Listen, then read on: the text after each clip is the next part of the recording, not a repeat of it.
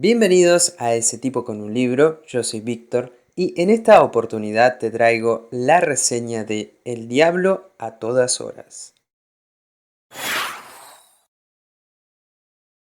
El Diablo a todas horas o The Devil All the Time en inglés es una nueva película de Netflix que se estrenó el 16 de septiembre de 2020, hace un par de días atrás. Esta película está dirigida por Antonio Campos, guionada por el mismo director y también por su hermano Paulo Campos. El director quiso involucrar a toda la gente que él conocía, incluso la persona que editó la película es su esposa. Es una película de 138 minutos de duración de Estados Unidos con un gran elenco en el que podemos encontrar a Bill Skarsgård, Robert Pattinson, Mia Wasikowska, Tom Holland, entre otros. ¿De qué se trata The Devil All the Time o El Diablo a todas horas? Básicamente la película comienza a contarnos una historia que tiene que ver con estos pueblos perdidos de Estados Unidos que no se saben si existen o si figuran en el mapa. Este es el caso de Knockemstiff, un pequeño pueblo de Ohio. Allí transcurre parte de la historia, se desarrolla parte de la historia y tenemos el personaje interpretado por Bill Skarsgård, que es un joven que vuelve de la guerra intentando recomponer su vida, empezar algo nuevo, se reencuentra con sus padres, con sus amigos, con la gente que vive allí en ese pueblo y a medida que van pasando los minutos parece que va a ser una historia tierna, con muchos detalles muy bonitos, pero las cosas no son lo que parecen. Es así que Willard Russell, este joven que interpreta Bill Skarsgård, va a comenzar a llevar una vida bastante complicada, ya que todos los tormentos de la guerra le van a afectar en su día diario. Esta película también es un conjunto de relatos, de historias que nos muestra diferentes personajes que van a ir evolucionando a medida que pasan los minutos. Para mí, y esto es una opinión muy subjetiva, los personajes y las situaciones están muy bien definidas, sobre todo porque cada una de ellas no le quita lugar a la otra y se influencian de manera positiva. La ambientación es una de las cosas que más me gustó porque la historia transcurre a partir de finales de los años 40, principios de los 50 y vemos a este Estados Unidos sucio, degradado, que sufrió, claro, las consecuencias de la Segunda Guerra Mundial. Para la clase media estadounidense, los años 50 fue una fiesta, pero lo que tiene que ver con las regiones campesinas, la gente que tenía su vida en un ambiente más rural fue el que lo pasó mal. O sea, el personaje de Bill Skarsgård es uno de ellos que nos muestra que la vida del campesino es la más ajetreada, es lo que tiene que ver con la guerra, ¿no?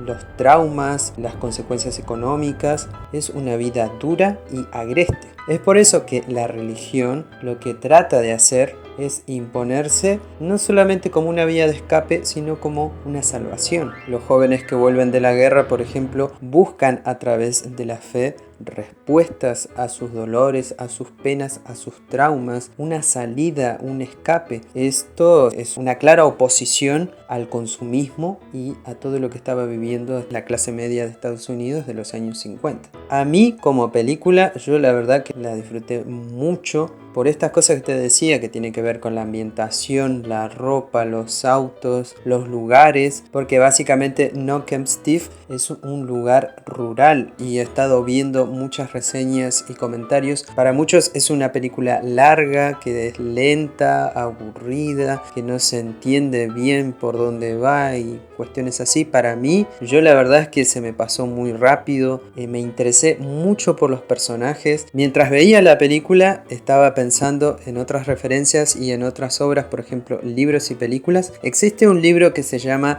The Killer Inside Me o El Diablo bajo la piel, que fue escrito por Jim Thompson en los años 30, 40 más o menos. Es un escritor de novela negra, un escritor que casi siempre sus personajes son sheriffs corrompidos por la ambición, por el poder, y en esta película de El Diablo a todas horas podemos ver un sheriff también muy corrompido que...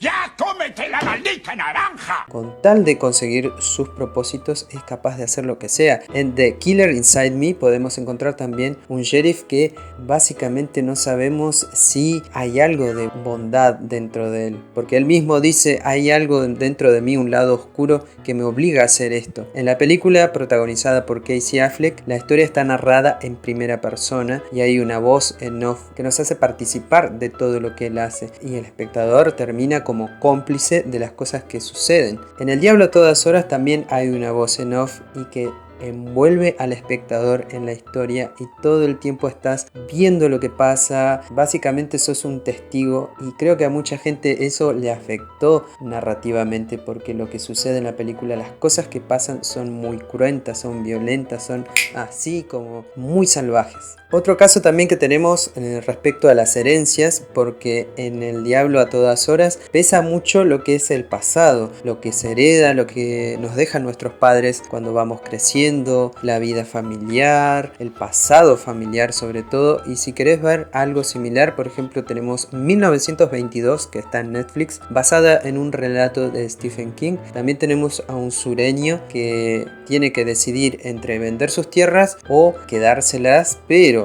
tiene que discutir mucho con su esposa. A su hijo también lo obliga a hacer cuestiones oscuras. Es una película para darle una oportunidad y que muestra este lado salvaje de Estados Unidos, la América profunda. También tenemos Petróleo Sangriento de Paul Thomas Anderson, que si bien no está ambientada en la misma época, retrata la historia de Estados Unidos desde principios del siglo XX. Tenemos mucha sed de ambición, mucha sed de poder. Tenemos a un predicador que está interpretado por Paul Dano, que es muy carismático, y el predicador que está acá en El Diablo a todas horas me recordó mucho a ese personaje. Robert Pattinson interpreta a un predicador que la verdad lo hace muy bien. Tanto Tom Holland como Robert Pattinson, es increíble el nivel de actuación que han alcanzado con el paso del tiempo. Si vos sos una de esas personas que dicen que solamente hacen películas comerciales, tenés que ver las películas que tienen, porque la verdad son increíbles. Y si te gusta también un poco la literatura, esta película a mí me recordó a las obras de Shirley Jackson, por ejemplo La Lotería, esta sed de justicia, pero justicia por mano propia, personas que ocultan secretos, la sed de venganza, la ignorancia sobre todo, porque los protagonistas casi siempre son campesinos y que son tildados de ignorantes, pero nunca se muestra que realmente hay algo más detrás, y sobre todo en el interior, que muchas veces suele ser abominable. Tenemos también la reconocida Peyton Place, la novela de Grace Metalius, que nos arroja un poco de realidad de estos años 50. Y claro, 3 anuncios por un crimen, que nos muestra una vez más esta realidad de los crímenes que muchos saben cómo ocurrieron, pero nadie hace nada para resolverlos. En El Diablo a todas horas, la historia está narrada en voz en off por el mismo escritor que escribió la novela. El escritor se llama Roy Pollock, y él va narrando y va construyendo todo lo que sucede como si fuera un narrador omnisciente, y su voz es no solamente aguda y penetrante, sino que también te lleva a creer que las cosas van a solucionarse. Hay mucha gente que se quejó porque decía: pero los personajes no llegan a nada, la historia no llega a nada,